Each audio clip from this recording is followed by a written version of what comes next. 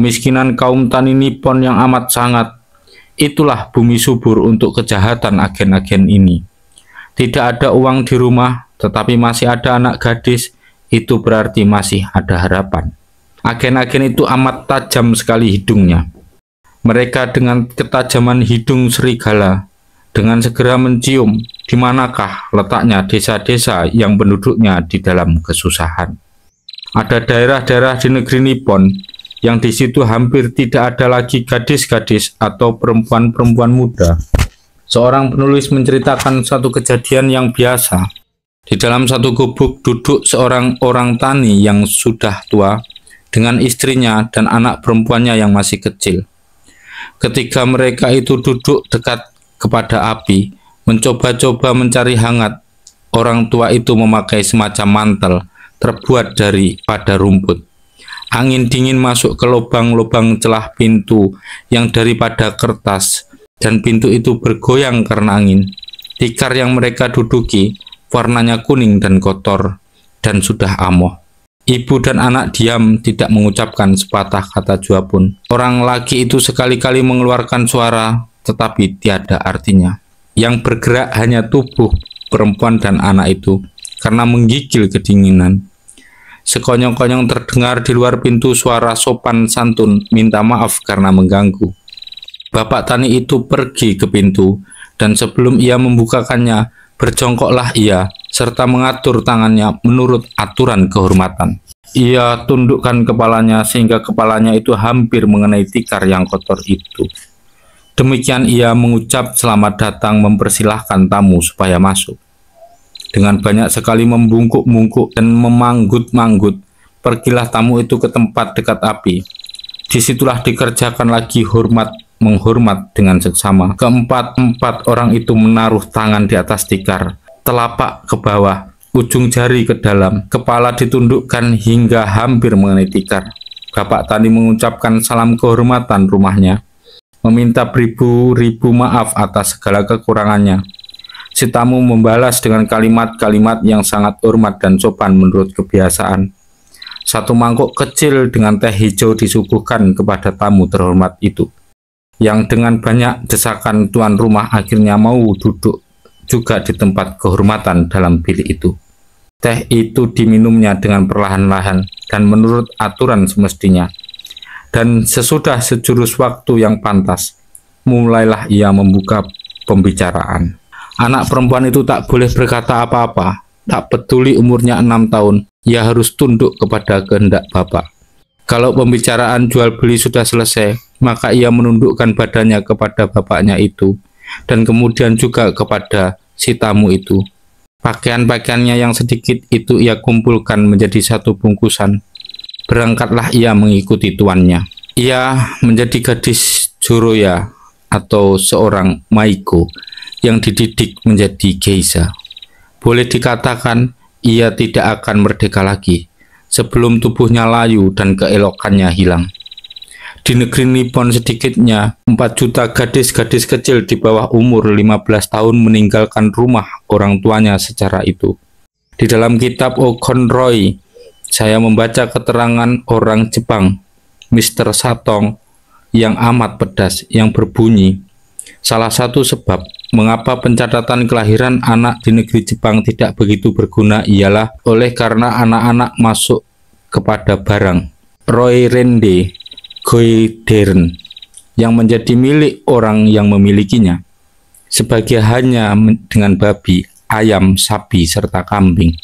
Maka anak-anak itu diternakkan, nanti dijual.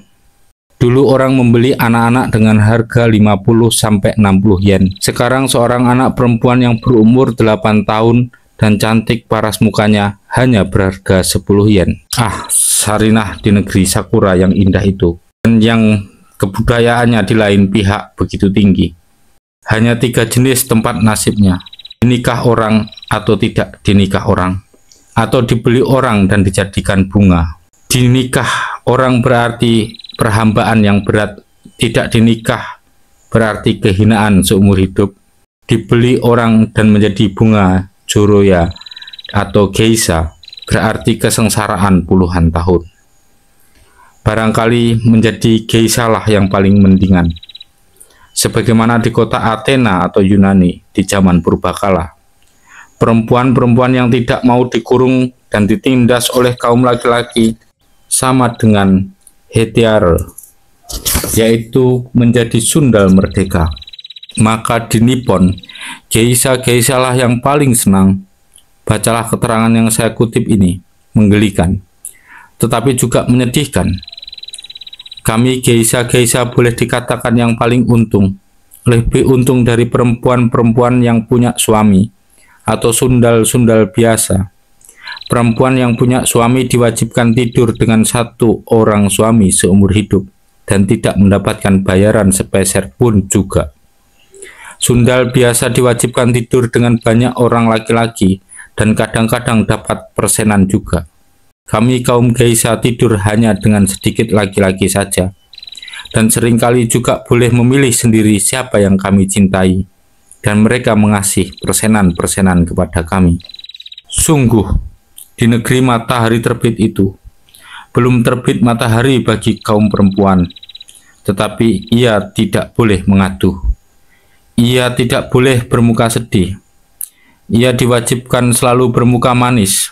Ia harus selalu tersenyum. Ia tidak boleh mengganggu hati sang suami dengan muka yang tidak menarik hati. Ia diwajibkan selalu seperti bidadari. Meskipun baru saja dipukul, dikasari kata, dimasukkan sundal berumah tangganya. Akhirnya ia menjadi satu makhluk yang selalu tersenyum. Tersenyum saja. Tetapi berapa rintihan sukma, berapa sesenggukan tangis tersembunyi di belakang senyuman itu?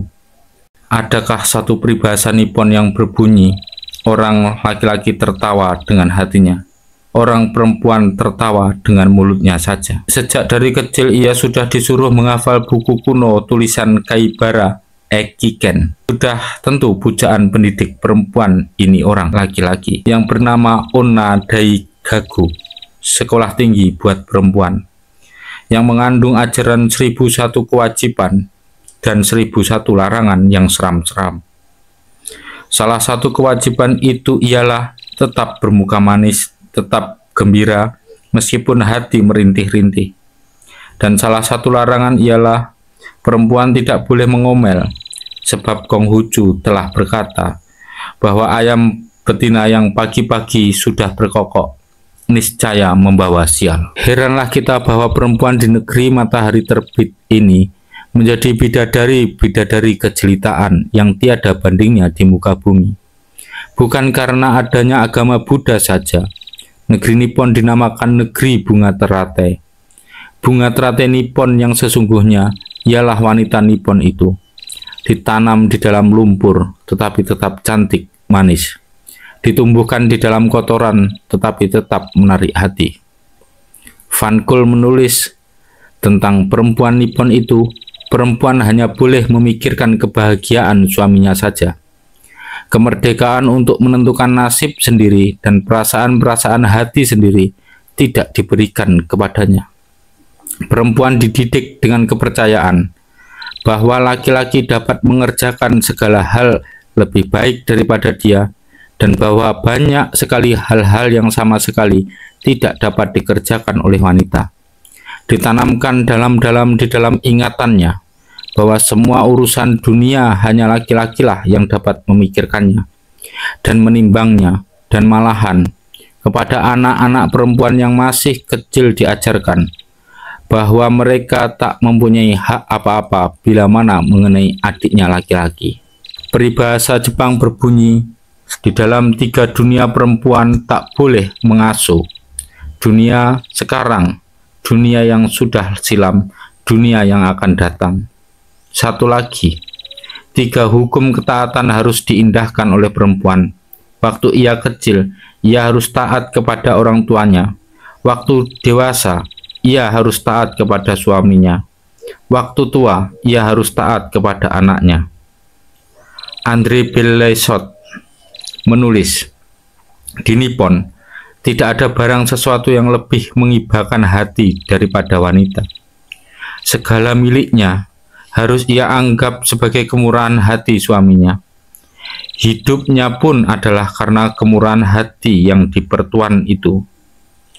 Griffiths berkata, barangkali tidak ada yang melebihi wanita Jepang sebagai ibu, sebagai istri, sebagai anak, sebagai kawan, di atas lapangan kebajikan, meniadakan diri sendiri dan mengorbankan diri sendiri.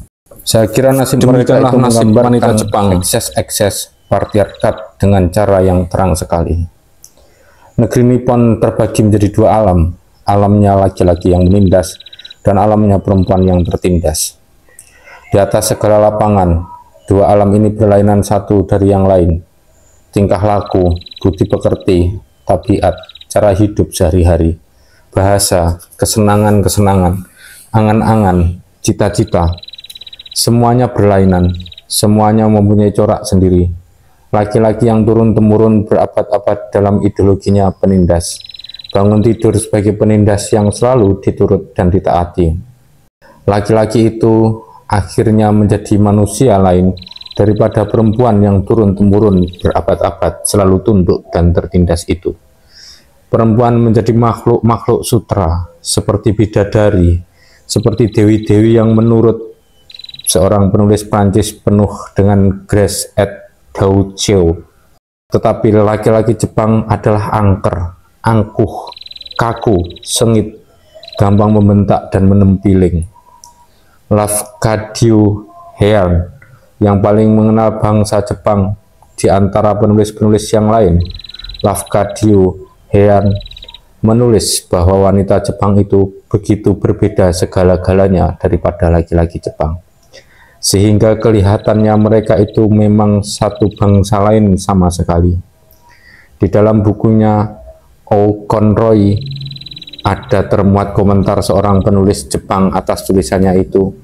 Ia membenarkan Lafcadio dengan perkataan, hampir semua orang asing memang melihat perbedaan antara laki-laki kita dan perempuan kita. Laki-laki kita umumnya memang tidak rapi, mukanya seperti liar, tingkah lakunya kasar, bahasanya tidak teratur, sikapnya di tempat umum tidak sopan. Perempuan-perempuan kita selamanya membelakangkan diri, sopan, dan di dalam kehidupan rumah tangga malah lebih sederhana dan lebih sopan lagi. Kalau laki-laki kita dengan tingkah laku yang kasar itu dianggap sebagai contoh kelaki-lakian, maka perempuan-perempuan kita harus dianggap sebagai bidadari-bidadari. Von Kuhl pun demikian pendapatnya. Barangkali tidak ada negeri lain di dunia ini di mana perempuan begitu berbeda dari laki-laki seperti di Jepang. Orang boleh berkata benar-benar bahwa di sana itu ada dua bangsa manusia yang sebelah menyebelah satu sama lain, laki-laki dan perempuan, yang bukan saja perangainya berbeda, tetapi juga badannya berbeda satu sama lain. Terutama sekali kepada orang-orang Eropa, perbedaan ini sangat menyolok mata. Itulah akibat ekses patriarkat. Ratusan tahun kebiasaan menindas telah memberikan kesan kepada rohani dan jasmani yang menindas. Memang perbedaan di atas lapangan rohani dan jasmani itu, yang tidak untuk keperluan turunan, telah dibicarakan di muka.